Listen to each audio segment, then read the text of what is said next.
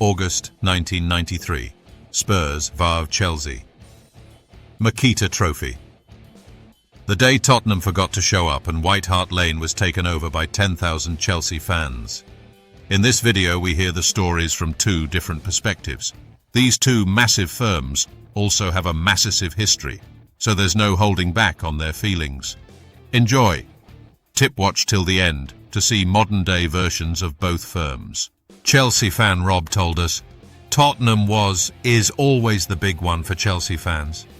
We hate them, and they hate us almost as much. I have other stories regarding how we always used to batter them, but this one stands out because of their total no-show. So, 1st August 1993, Tottenham hosted a pre-season tournament between themselves, Lazio, Ajax and Chelsea. The semi-final were played the day before and were not really eventful. The final saw all four teams and sets of fans in Hart Lane at the same time. We met in the usual pubs, then travelled on the tube, and there were masses of Chelsea everywhere. We usually had good turnouts for pre-season, but normally they were families and non-players. But this was different. The Headhunters firm met at London Liverpool Street, and we got off the tube to meet up with them. The train was packed solid with some of the hardest blokes I'd come across. Ours was a small firm from Putney, and certainly not in the Headhunters League, but when we got together, we were all headhunters, I suppose. We got off some way from Tottenham and made it on foot the rest of the way to avoid the police escorts. We got to the ground early, and the third place game took place. Ajax had a great turnout in red and white, about 1,000 strong in the stand adjacent to the Park Lane end and the Chelsea supporters. Lazio not many. At this stage I was sitting in the middle of the lower seating behind the goal, and the Chelsea numbers were only about 300, so I thought to myself, where have they all gone? Then I heard lots of singing outside and what seemed like trouble, but then within literally 5 minutes it was like the floodgates opened, and waves of Chelsea supporters flooded into the Park Lane end lower and the seats above. In all my years I never saw so many come in at once. They were pouring over the lower seats and up into the seats above. It was mayhem. In the end, you couldn't move, unless of course you were a Tottenham fan, and then there was plenty of room. The only thing for Tottenham fans that day was that there were Chelsea fans everywhere, so they were kept quiet. The final had an official attendance of 12,000, but I believe the Park Lane end held about 1,000 and was rammed full. There must have been more. On speaking to some of the lads around me, they told me that the commotion outside was them having it off with the police, who were completely overwhelmed by thousands of Chelsea. So because there were no Spurs about, they started a fight with the coppers. Then a gate got forced open, which was the reason for all the extra fans coming in, some without tickets obviously.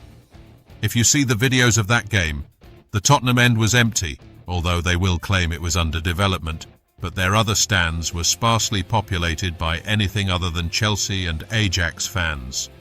You will also hear the amazing support from the Chelsea fans who took over that day, and fair play to the Ajax fans, who had as many as Tottenham, and who gave us enough respect as we stood for "One man went to Mao," and thousands upon thousands of Chelsea fans all singing "Chelsea, Chelsea" together. It must have been an awesome sight.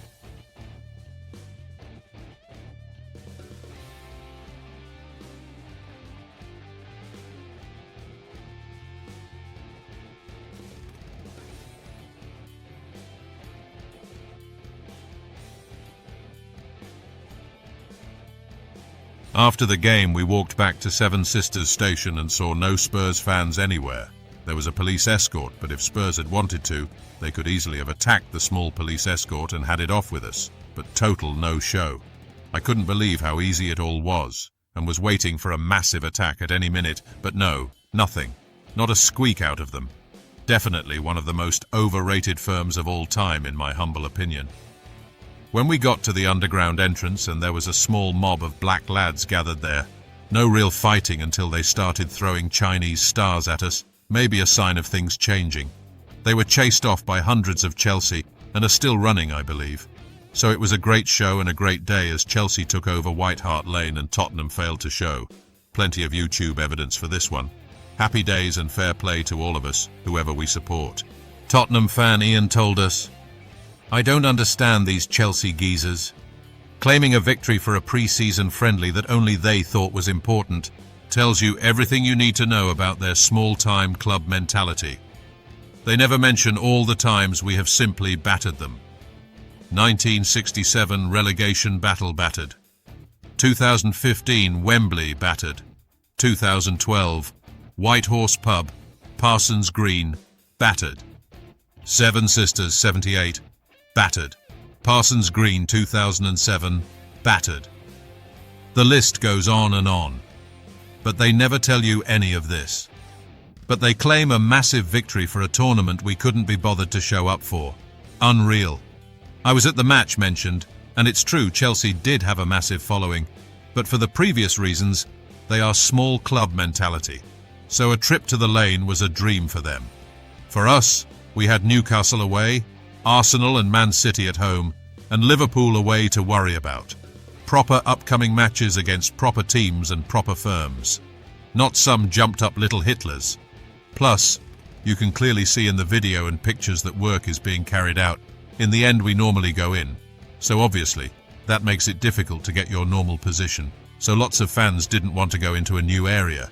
But yes, it was a poor show from us, but for many reasons. I'm livid about this. Is it a joke? We thank Brian and Ian for their recollections. It's clear that Ian is a little irritated by all the Chelsea claims. Let's hope he finds some peace from somewhere or other.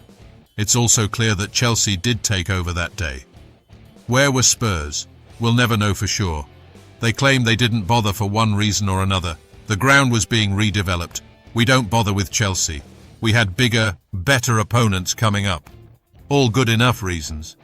But a total no-show seems odd to us. So it's a definite 1-0 to Chelsea's Headhunters for sure. Thanks for watching. Please share, like and subscribe, as it really helps our channel grow to give you bigger, better content. Keep watching for 2 short clips of modern-day Spurs and Chelsea firms.